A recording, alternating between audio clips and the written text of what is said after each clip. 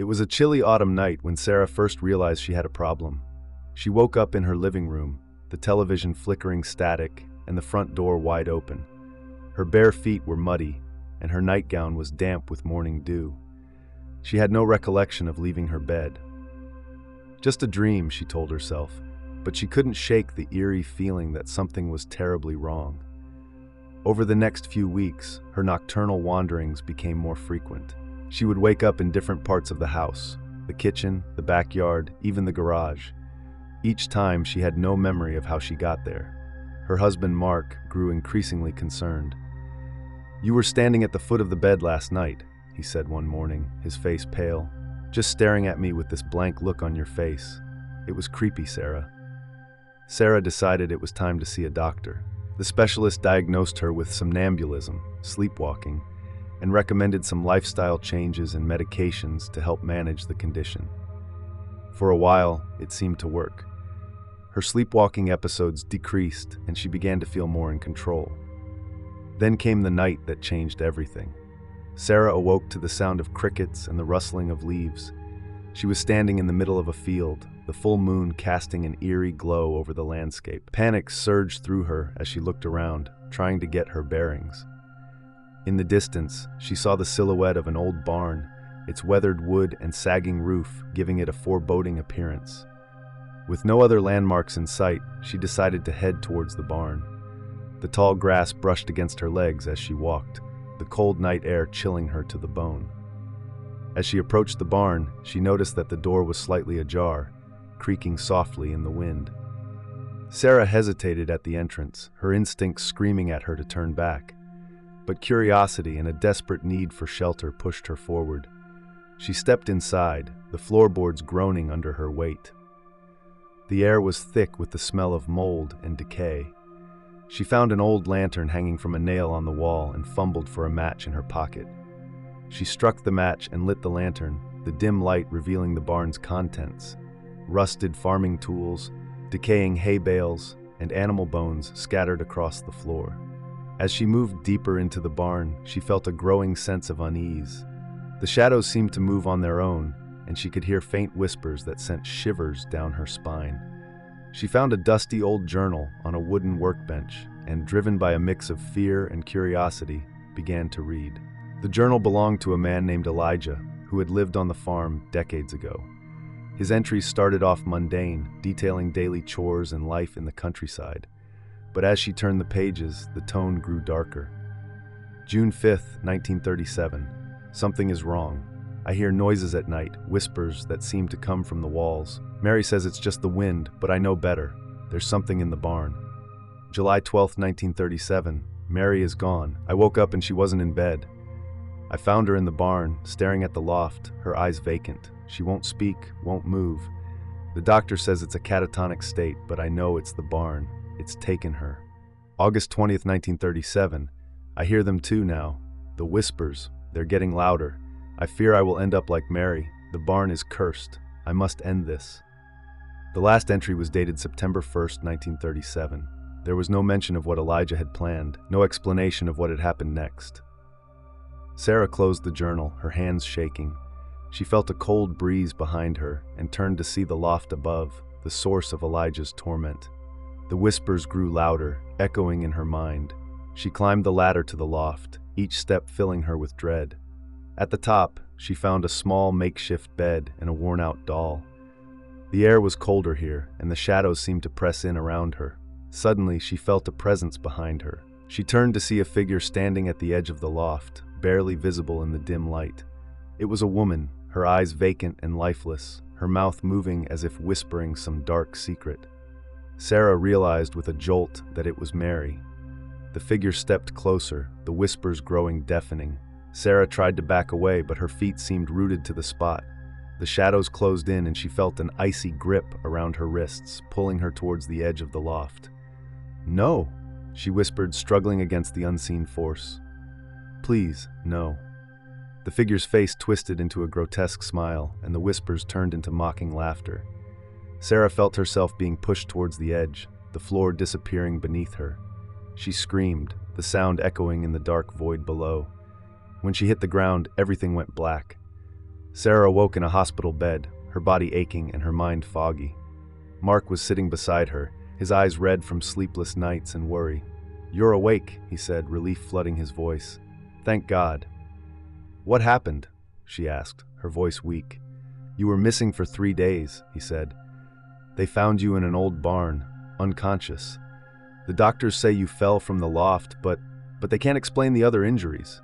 "Other injuries?" she asked, confused. Mark hesitated, then showed her a mirror. Her wrists were bruised as if they had been gripped by iron shackles, and strange, jagged cuts covered her arms and legs. "The doctors think you might have done this to yourself," he said, his voice trembling. "But I know you, Sarah. I know you wouldn't." Tears filled her eyes as memories of the barn flooded back. The whispers, the figure, the dark presence that had dragged her to the edge. She knew that whatever had haunted Elijah and Mary was still there, still lurking in the shadows. As she recovered in the hospital, she couldn't escape the feeling of being watched.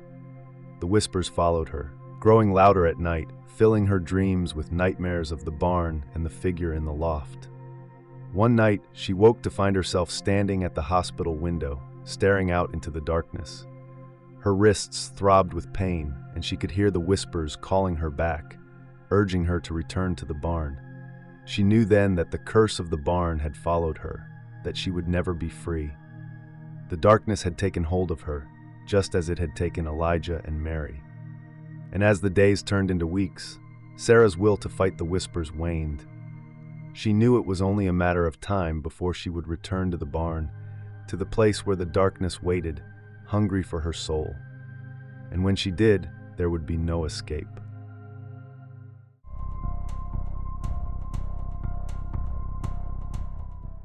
Tom had always known that his wife, Lisa, had a history of sleepwalking. Ever since they got married, he'd occasionally find her wandering around the house in the middle of the night, eyes open but clearly not awake. Usually, it was harmless. She would simply walk to the living room, sit on the couch for a while, and then return to bed. But recently, her sleepwalking had taken a darker turn. It started subtly enough.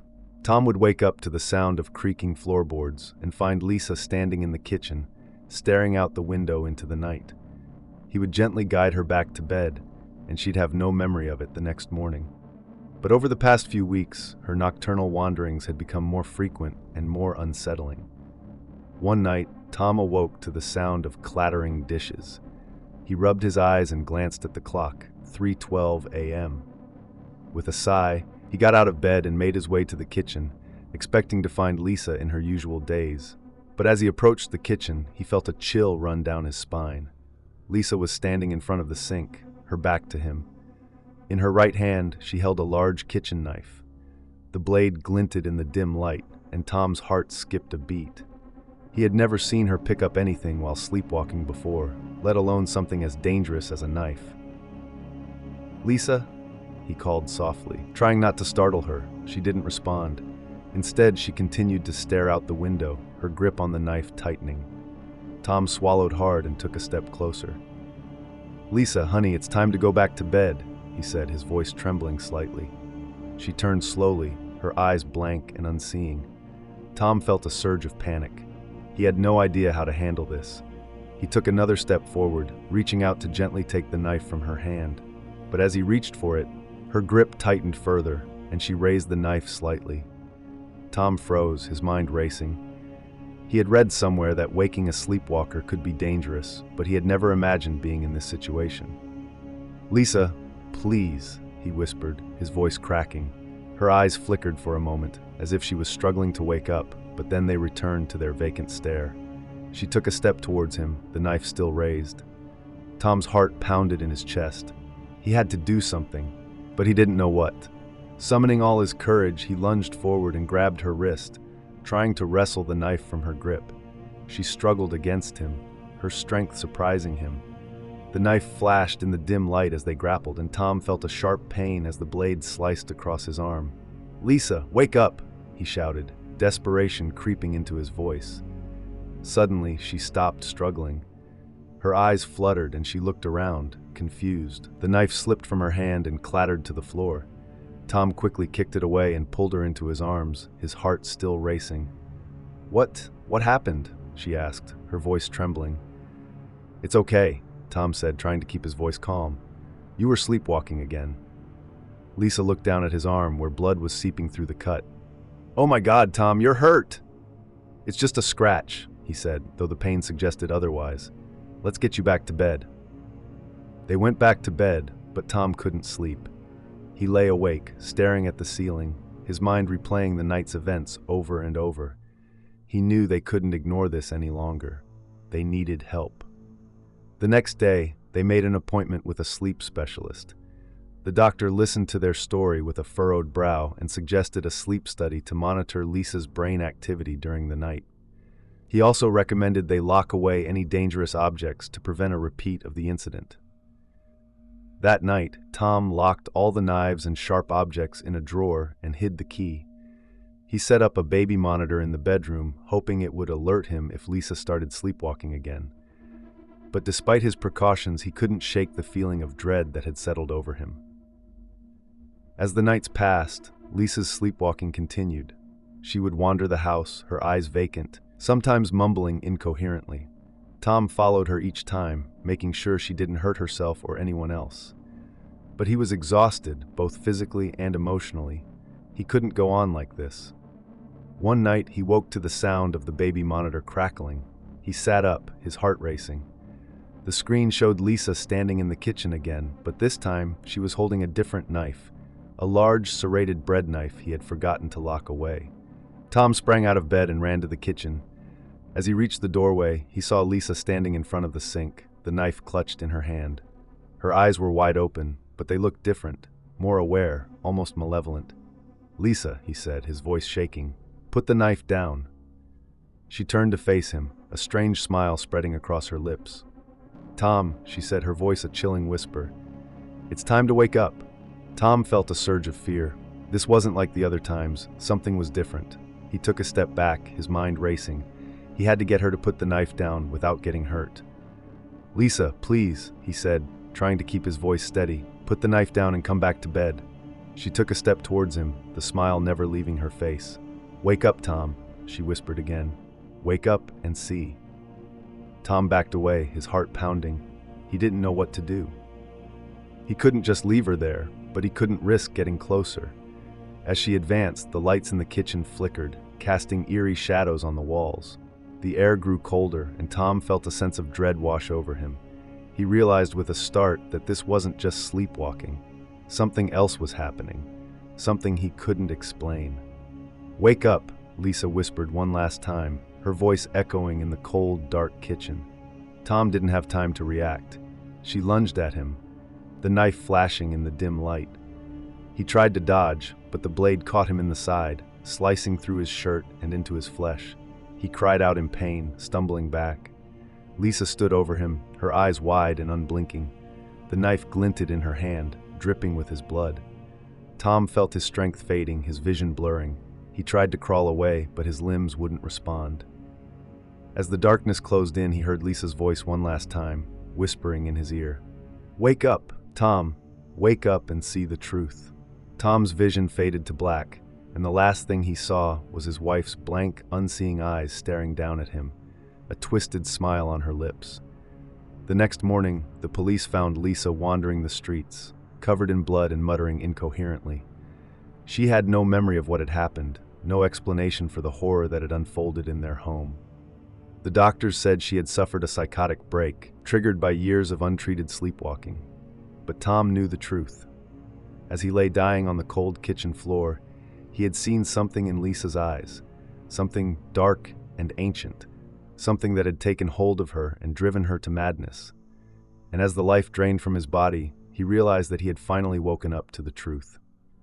Some horrors are born of the darkest corners of the human mind, where nightmares take root and grow. And in the end, there is no waking from them, no escape from the shadows that lurk in the depths of our souls.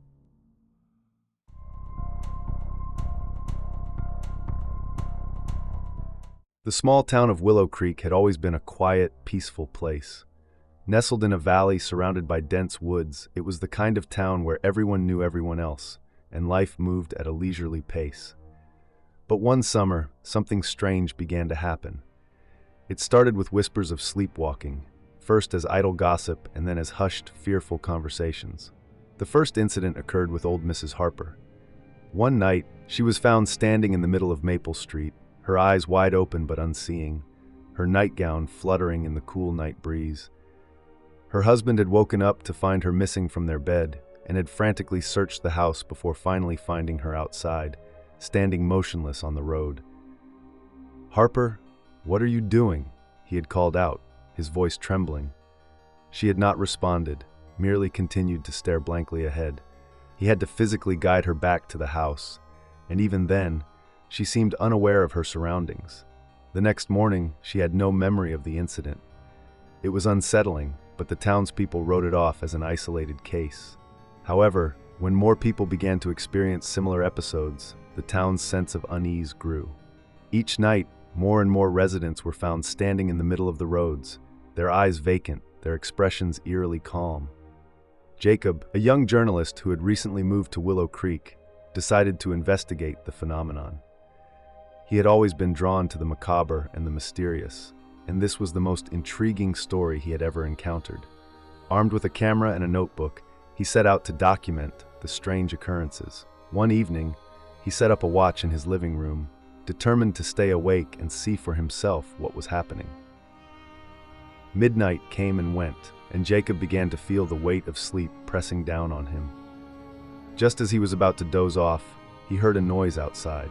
He grabbed his camera and cautiously stepped out onto his porch. The sight that greeted him was both surreal and terrifying.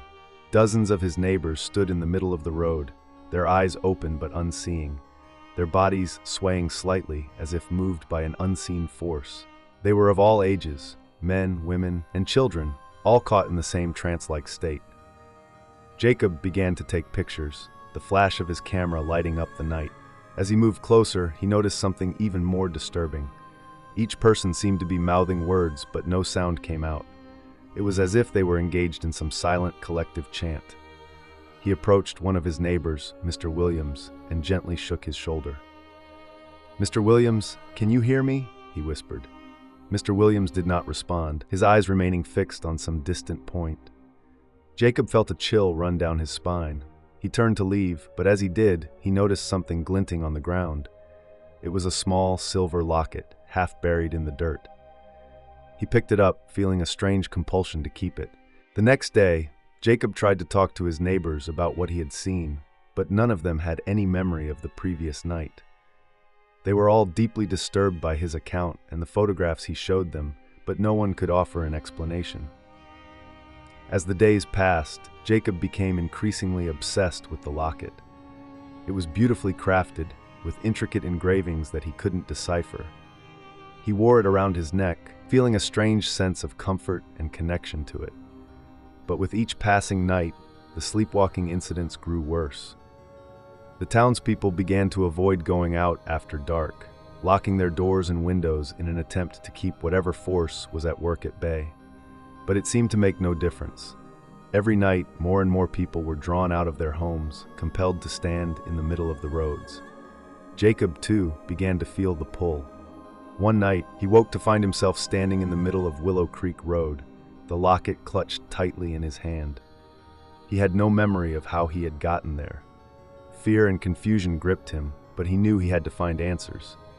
Determined to uncover the truth, he began to research the history of Willow Creek. He scoured old newspapers, library archives, and town records, looking for any clue that might explain the strange phenomenon. Finally, he stumbled upon an old journal, hidden away in the attic of the town's historical society. The journal belonged to a woman named Eliza Thompson, who had lived in Willow Creek over a century ago. Her entries detailed a series of strange events remarkably similar to what the town was experiencing now. According to Eliza, the sleepwalking had started shortly after a traveling preacher had come to town, bringing with him a strange artifact, a silver locket. Eliza wrote of how the preacher had conducted secret midnight rituals, claiming to commune with spirits from beyond. The townspeople had been enthralled, but soon after, they began to suffer from terrible nightmares and bouts of sleepwalking. Eliza's final entry was the most chilling. August 15, 1895, the preacher is gone, but the curse remains. Every night we are drawn to the roads, our bodies no longer our own. I fear that we have awakened something that cannot be put to rest. I pray that one day, someone will find a way to break the curse and free us from this torment. Jacob realized with horror that the locket he had found was the same one mentioned in the journal. He knew he had to act quickly if he wanted to save the town and himself. He decided to confront the entity that seemed to be controlling them, to find a way to break the curse. That night, he returned to the spot where he had found the locket, armed with the journal and a sense of determination. As the clock struck midnight, he felt the familiar pull, drawing him out into the road. His neighbors were already there, standing in their trance-like state, their eyes vacant. Holding the locket in one hand and the journal in the other, Jacob began to recite the words from Eliza's final entry. As he spoke, the air around him grew colder, and the whispers grew louder. The townspeople began to move, their bodies swaying in unison as if guided by an unseen force. Suddenly, a figure emerged from the darkness, a tall, shadowy form with glowing eyes. The entity moved towards Jacob, its presence overwhelming and suffocating. "You seek to break the curse," it hissed, its voice echoing in his mind. Jacob stood his ground, his heart pounding. "Yes, I do. These people deserve to be free." The entity laughed, a chilling sound that sent shivers down his spine. "You cannot break what has been bound for so long. The locket holds their souls, and through it they are mine." Desperate, Jacob clutched the locket and shouted, "Eliza Thompson, if you can hear me, help us break this curse." The locket grew warm in his hand, and a blinding light erupted from it, engulfing the entity. The townspeople collapsed to the ground, their bodies free from the entity's control. The shadowy form writhed in agony, its screams piercing the night. But as the light faded, Jacob realized the true cost of breaking the curse. The locket shattered, and the entity, though weakened, was not destroyed. It lunged at Jacob, its cold grip wrapping around him. "You may have freed them," it snarled, "but you will take their place." Jacob felt his body go numb as the entity's power coursed through him. His vision blurred, and the last thing he saw was the faces of his neighbors, their eyes filled with a mixture of relief and horror. When the sun rose the next morning, the people of Willow Creek woke to find themselves safe in their homes. The curse had been lifted, but Jacob was gone. The townspeople mourned his loss, grateful for his sacrifice, but haunted by the memory of what had transpired. And on quiet nights, when the wind whispered through the trees, they could still feel the lingering presence of the entity, waiting for the day when it would once again claim the souls of the innocent.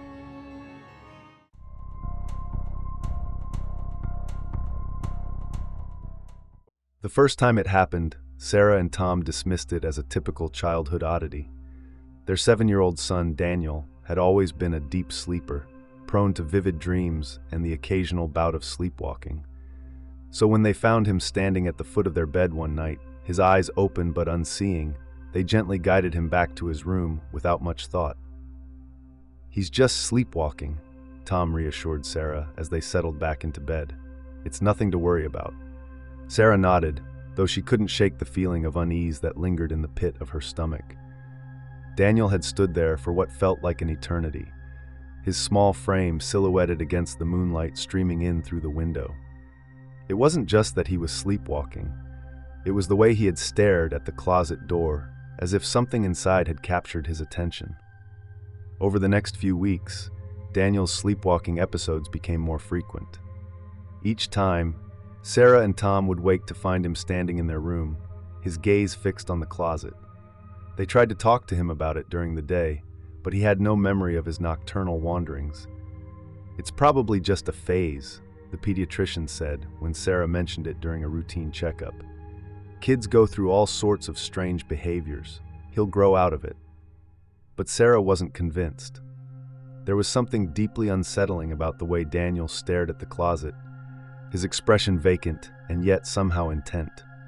She began to dread the nights, lying awake and listening for the sound of his footsteps padding down the hallway. One particularly stormy night, Sarah woke with a start to find Daniel standing at the foot of the bed again. His eyes were wide open, and he was staring directly at the closet door. Thunder rumbled in the distance, and a flash of lightning illuminated his pale face. "Daniel," Sarah whispered, reaching out to him. "Honey, go back to bed."